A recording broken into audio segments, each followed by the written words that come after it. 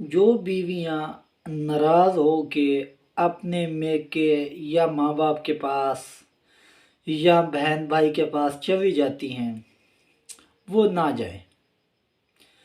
اگر مرد کے اندر کوئی کمی ہے، کوئی وہ پریشان کرتا ہے، کوئی تنگ کرتا ہے، یہ بات بھی آپ اپنے ماں باپ کو نہ بتائیں،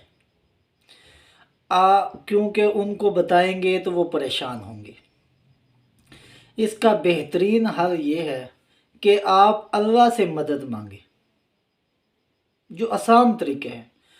اگر شوہر آپ کا ٹھیک نہیں ہے، ایاک نعبد و ایاک نستعین، اس کی کثرت کریں۔ دوسری بات، اہدینا الصراط المستقیم، اگر وہ شراب پیتا ہے یا غلط کام کرتا ہے تو پھر آپ اہدینا الصراط المستقیم، اگر وہ کام پہ نہیں جاتا تو پھر بھی آپ نے اہدینا الصراط المستقیم کی کثرت کرنی ہے۔ ایاک نعبد و ایاک نستعین اہدینا الصراط المستقیم، ان دونوں آیتوں کی آپ نے کثرت کرنی ہے، اللہ سے مدد مانگنی ہے۔ اور شوہر حضرات بھی آپ توجہ سے بات سنیں، یہ کوئی حدیث نہیں ہے، کوئی شریعت نہیں ہے، کوئی قرآن نہیں ہے کہ آپ جب ڈلیوری کا وقت آتا ہے تو آپ اپنی بیوی کو ان کے ماں باپ کے گھر چھوڑ آتے ہیں۔ یہ تو وہ رسم و رواج ہے جو ہم نے خود بنائے ہوئے ہیں۔ نہ شریعت کے اندر اس کی کوئی حقیقت ہے، نہ قرآن کے اندر اس کی کوئی حقیقت ہے، نہ حدیث کے اندر اس کی کوئی حقیقت ہے، کوئی حقیقت نہیں ہے۔ اچھا، اور اس کے بعد بچہ ہو گیا، اب جی اب سب کو مٹھائی دینی ہے، سوٹ دینے ہیں، یہ شریعت تو یہ کہتی نہیں ہے۔ شریعت بہت ہی آسان ہے، لا اکراہ فی الدین، اتنا آسان ہے، دین میں تو کوئی زبردستی نہیں ہے۔ آپ نے پھر جی ہر بندے کو مٹھائی، ہر بندے کو چم برفی یہ دینا شروع کی۔ اس کے بعد کیا ہوا؟ آپ قرض کے نیچے آ گئے۔ اب بیوی تھوڑی سی بات کرتی ہے تو آپ کو غصہ آتا ہے۔ جب انسان کے اوپر قرضہ ہے، ٹینشن ہے، تو پھر غصہ تو آئے گا۔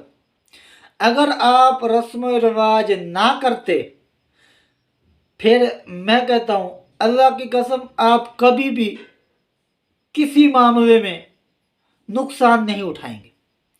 جب آپ رسم و رواج کے اوپر آئیں گے پھر آپ کا نقصان ہے، چاہے 2 روپے کا ہو چاہے 10 آنے کا ہو، پھر آپ کا نقصان ہے۔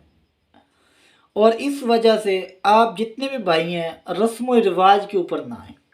ہاں، اور جن کی بیوی ناراض ہو کے پھر میکے بھائی یا اس کے طرف چلی گئی ہے، ان کا آسان طریقہ ان کو واپسی لانے کا، ہاں ان کے اوپر بھی آپ ہمیشہ تویز نہ کریں۔ آپ ہمیشہ بات یاد رکھیں، ان کے اوپر ہمیشہ کبھی بھی تویز نہیں کروانا، چاہے وہ پیر صاحب ہو چاہے وہ مفتی صاحب ہو، آپ نے ان کے اوپر تویز نہیں کروانا۔ دوسری بات، وہ اب نہیں آتی، کوئی بات بھی نہیں ہے، ویسے جا کے بیٹھی ہے ناراض ہو کے، تو پھر آپ نے سورۃ نمل آیت نمبر 31 اس کو 101 مرتبہ عشاء کی نماز کے بعد پڑھنا ہے اور اپنی بیوی کو تصور میں دم کرنا ہے، تو وہ بیوی آپ کی واپسی آ جائے گی۔ 3 دن وظیفہ کرنا ہے، دوسرے دن بیوی آپ کے پاس آ جائے گی۔ اور دوسری بات یہ ہے، آپ ہمیشہ اپنے رب سے مدد مانگیں، اللہ کے سوا کوئی کچھ نہیں کر سکتا۔ اور اپنے بیوی جو بیوی ہیں نا، ان سے گزارش ہے اپنے شوہر کی بات مانیں، اور شوہروں سے گزارش ہے اپنی بیوی کی بات مانیں، تسلی کے ساتھ اپنا گھر کو اچھے طریقے سے چلائیں۔ جو دوسرے لوگ جب انٹرفیئر کرتے ہیں، درمیان میں آتے ہیں، تو پھر تباہی ہو جاتی ہے۔ وہ ایک دوسرے کے اوپر ابھارتے ہیں، بھئی اس نے یہ کہا آپ نے یہ کرنا ہے۔ मैं आपको मशवरा दे रही हूँ।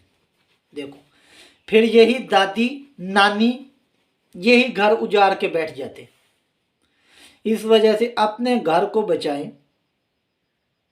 बहुत ही आसान तरीका है। अगर आपके घर में मतलब लड़ाई रह जाती है, आपका शोहर आपकी बात नहीं मानता, सुनता नहीं है, गुस्सा करता है, तो अऊज़ु बिल्लाहि मिनश शैतानिर रजीम की कसरत करें। उसका गुस्सा ठीक हो जाएगा, गुस्सा ख़त्म हो जाएगा। इसकी आप कसरत करेंगे तो सारे मामलात आपके ठीक हो जाएंगे। अगर आपके बच्चे बात नहीं मानते फिर भी ठीक है। सूरत कलम की आखिरी 2 आयात हैं, उनको पढ़ के 13 मरतबा उनके ऊपर दम करें तो वो बच्चे भी ठीक हो जाएंगे। आप जब अपनी बात दूसरों को शेयर करोगे, रिश्तेदारों को शेयर करोगे, वो आपका तमाशा बनाएंगे और आधी आवाम तमाशा बन चुकी है। इस वजह से जब भी मदद मांगनी है अपने रब से मदद मांगनी है। दुनिया के अंदर कोई इंसान मदद नहीं कर सकता, कोई इंसान, जिन भी नहीं कर सकता सिवाय अल्लाह के। आपने जब भी कोई मामला है तो अल्लाह से मदद मांगनी है, हमेशा अल्लाह की पनाह में रह जाना है, अल्लाह से मदद मांगनी है, अल्लाह ही की इबादत करनी है। इय्याका नअबुदु व इय्याका नस्तईन इहदिनस सिरातल मुस्तकीम। अगर आपका कोई कारोबार है वो चलता नहीं है तो इय्याका नअबुदु व इय्याका नस्तईन की आपने कसरत करनी है। या अल्लाह आप ही की इबादत करते हो और आप ही से मदद मांगते हैं। अगर काम तो ठीक है मगर आगे अपनी तरफ से अच्छा करना चाहते हैं, वो ठीक होता नहीं है, फिर आपने इहदिनस सिरातल मुस्तकीम, या अल्लाह इसको सिराते मुस्तकीम, ये काम ठीक कर दे, दुरुस्त कर दे। तो फिर अल्लाह का काम है ना, वो जैसे भी ठीक करे। हमारा काम है सिर्फ अल्लाह से मांगना, और हम ये भी नहीं कर सकते। कुरान ने क्या फरमाया? काला रब्बुकुम उदऊनी अस्तजिब लकुम इन्नल्लज़ीना यस्तकबिरूना अन इबादती सयदखुलूना जहन्नम दाखिलीन। तुम मुझसे मांगो, मैं आपकी दुआओं को कबूल करता हूँ, जो नहीं मांगता अन करीब उसको मैं जहन्नम में दाखिल करूँगा। कितनी बड़ी बात है। हम अल्लाह से मांगे, दुनिया वाले आपको कोई कुछ नहीं दे सकता सिवाय नुकसान और धोखे के। दुनिया धोखे की चीज़ है।